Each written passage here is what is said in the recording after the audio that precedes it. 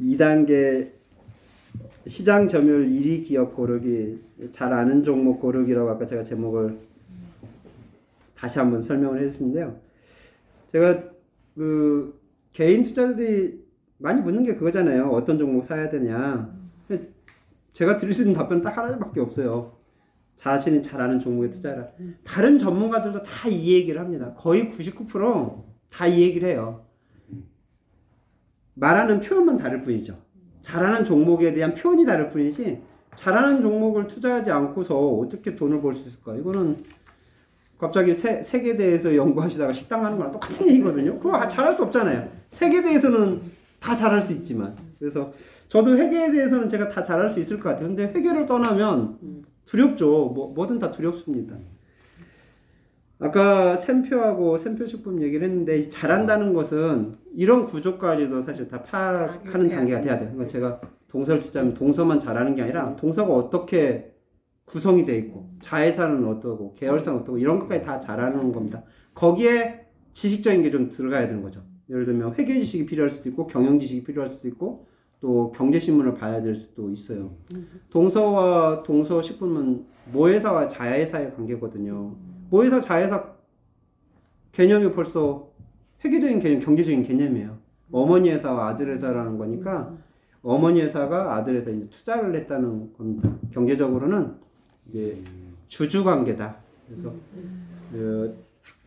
어머니 회사 동서가 동서식품의 주식을 갖고 있는 거죠. 그러니까 의사결정권이 있는 겁니다. 동서식품은 일을 하는 거예요. 일을 하면서 벌어진 이익을 어떻게 할 거냐는 주주가 결정하는데 그 주주가 동서인 거죠. 모회사인 거고 뭐 이런 회사가 이제 지주회사라고도 합니다. LG라든지 롯데 지주 이런 회사들은 그러면 그 컨트롤 타워 역할을 하고 있는 거죠. 여러 계열사들을 컨트롤하고 있는 겁니다. 지주회사를 만드는 이유는 컨트롤하기가 좋기 때문이죠. 다른 계열사들이 다 상장이 돼 있으면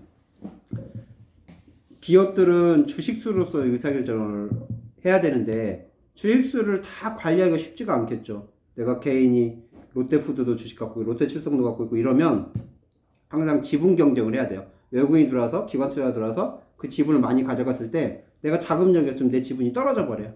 그럼 주주총회에서 내 마음대로 할 수가 없겠죠.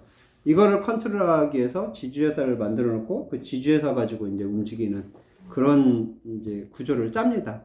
예전에는 이제 뭐 그 계열사 형태로 많이 했죠. 그래가지고 A라는 회사가 B라는 회사 주식을 갖고 또 B라는 회사가 C라는 회사 주식을 가지고 해서 지분율은 굉장히 적은데 전체 그룹을 통솔하는 이런 것들이 이제 문제가 좀 많이 됐었어요.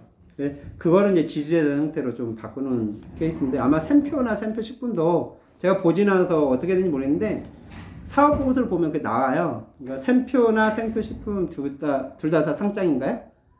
상장이라면 사업보고서인데 거기에 주주가 누군지 한번 봐보세요. 주주 내역이 만약 샘표식품이면 주주가 샘표로 돼 있을 가능성이 좀 클 것 같아요. 그러면 샘표가 샘표식품의 지분을 갖고 있는 거고요. 우리가 동서의 주식을 갖고 있는 거와 좀 똑같은 거죠. 어렵다. 이해를 잘 못하겠어. 네. 주식을 갖고 있다는 건 주인이라는 겁니다. 다루는 게 다른 건가? 어떻게 되는 거야? 동서로 따지면 동서식품이 있으면 예를 들어서 그러니까 동서가 엄마고 동서식품이 아들인데 아들 일은 다 시켜놓고 권리는 엄마가 갖는 거예요. 그러니까 아들 그러니까 이게 이제 다루는 건 어떤 뭐라 그럴까? 그 말로 표현. 회사를 다루는 건 지분 갖고 다뤄요. 다룬다는 의미가 의사결정권이거든요. 뭐 사업을 투자한다든지 대표이사를 세운다든지 이익을 배당을 한다든지 재투자를 한다든지 이런 것들을 다 주주총회에서 결정합니다. 그래서 주주총회 한번 가보셔야 주주들이 모여서 무슨 회의를 하는지 알아요. 그러니까 주주의 힘을 아는 거죠. 회사의 주인은 주주기 때문에 주주총회에서 결정을 하죠. 이사나 대표이사도 다 거기서 선임을 해요. 그러니까 동서식품에 관련된 의사결정은 다 동서가 갖고 있는 거예요. 근데 일은 동서식품이 하고 있죠. 우리가 그럼 동서식품이 맥심이라는 커피 믹스를 만드는데 저 회사가 어떤 회사인지를 보려면 동서식품도 봐야지만 동서 봐야 하는 거 주주들이 어떤 성향을 갖고 있는지 알아야 내가 동서식품에 만든 이익을 어떻게 쓸지 이런 것들을 캐치하고 있는 거죠. 그래서 두 회사가 다 필요한 겁니다. 아마 샘표나 샘표식품도 그런 관계에 있을 것 같고요. 지주회사는 이제 컨트롤 타워인데 주주가 컨트롤 타워라는 것은 경영에 참여하는 권한이 있고 이익 배당권이 있죠. 그 권리를 따지자면 경영에 참여한다는 것은 그 경영진을 내가 선임한다는 거예요. 직접 주주가 일을 하는 건 아니니까 거기에 이사나 대표이사를 선임하는 거죠. 이사들을 보통 선임한다. 대표이사는 이사회에서 이제 대표를 결정하고 회사를 경영하는 이사들 있죠. 이 이사들을 주주 측에서 결정을 해요. 저 사람을 선임 말 거냐 말 거냐.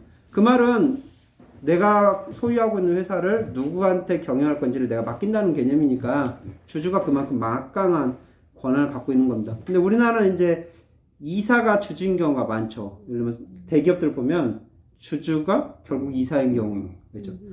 그게 외국하고 좀 차이점 같아요.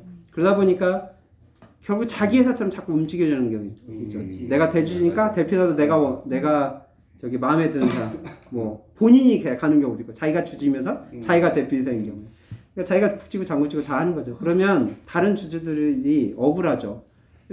자기 개인적인 이익을 위해서 의사결정을 할 수가 있는 거예요. 주주들은 주주들의 권익을 보호받아야 되는데 우리나라 대기업에 사실 부작용이 돼요. 대기업들이 그냥 소액주주를 너무 무시해버리는 거죠. 너희들은 뭐가 주인이야, 주인이기는. 근데 소액주주들도 분명히 거기에 주식 투자를 했으니까 표수만 차이가 있을 뿐이지 명백히 주인인데 아무런 의사도 반영을 못 해주니까. 그래서 그런 구조에 있는 기업들은 저는 그렇게 별로 좋아하지 않아요. 그러니까 아까 모회사 자회사 관계를 볼 때도요, 소액주주들을 무시하는 행태 보면 좀 주주총회 가서 얘기하는 편입니다. 그리고 그런 기업에 투자 별로 안 해요. 소액주주들을 의사 다 무시하고 가면 뭐 분위기가 그런 데가 있어요. 주주총회 갔는데 대주주가 그냥 자기 사람들 다 심어놓고 막 속사포처럼 그냥 회의 진행시켜요. 소액주주들 말 못하게. 소액주주들 말한 거 그냥 무시하고 다 답변도 잘 안 해줘. 이런 기업들은 과연 주주를 위해서 일할까요? 차라리 그러지 않죠. 이게 같은 주주지만 실제 영향력은 완전 달라요. 저는 소액주주고 뭐 동서의 대주주는 40% 50% 갖고 있다. 똑같이 주주 같죠? 그런데 그 사람은 평생 그걸 갖고 있는 사람이에요. 그리고 자식한테 물려준 사람이고. 그러니까 그 사람은 10년, 20년간 주가가 안 오르는 게 그 사람 타격이 아닙니다. 어차피 자기는 월급 받고요. 거기서 대표이사니까 월급 받고 모아놓은 돈 자기가 언제든지 마음대로 할 수 있어요. 그리고 그 돈을 내가 배당 받고 주가가 올린다 해도 어차피 팔 사람 아니거든요. 자기 지분일 때문에. 그런 사람이 주가가 오르는 게 무슨 의미가 있을까요? 사실은 자기가 하고 싶은 거 다 한 다음에 주가가 올라준 게 또 나올 수 있죠. 이런 하고 싶은 거 한다는 것은 이제 상속을 한다. 증여한다. 상속 증여할 때는 주가가 오르는 게 별로 안 좋아요. 주가로 해서 상속세를 내기 때문에 주가가 싸야 좋습니다. 근데 소액주주는 그래요. 자기가 상속받는 것도 아니기 때문에 주가가 싸게 막 10년, 20년 가는 거 별로 바라지 않죠. 대주주는 한 번 상속 증여하는데 기간이 보통 10년, 20년 걸려요. 이 사람들은. 한꺼번에 줄 수가 없는 거죠. 상세를 줄이려면. 그러면 10년, 20년 동안 주가를 이렇게 눌러놓는 경우가 많아요. 그 사람 의도적으로.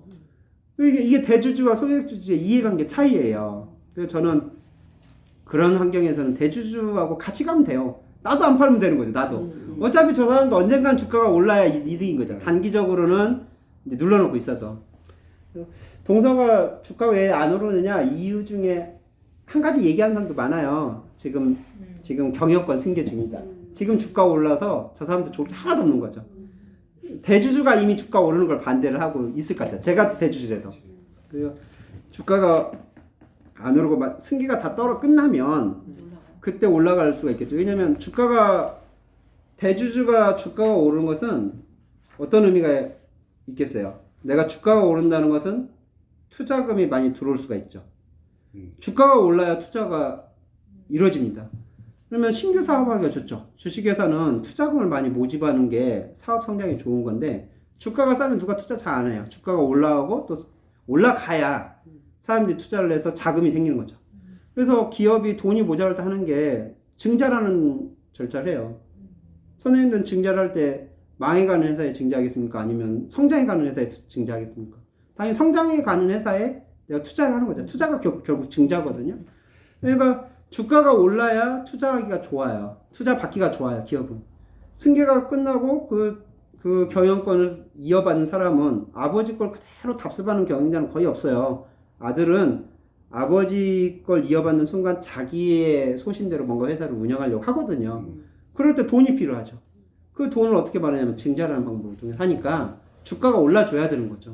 그게 자기의 능력이기도 하고요. 경영권이 넘어왔는데 주가가 안 오르면 그 경영진에 대한 비난이 얼마나 크겠습니까? 그러니까 경영권 승계가 끝나면 주가는 대체로 좀 많이 오르는 편이에요. 의도적으로도 실적을 내줘야 되고요.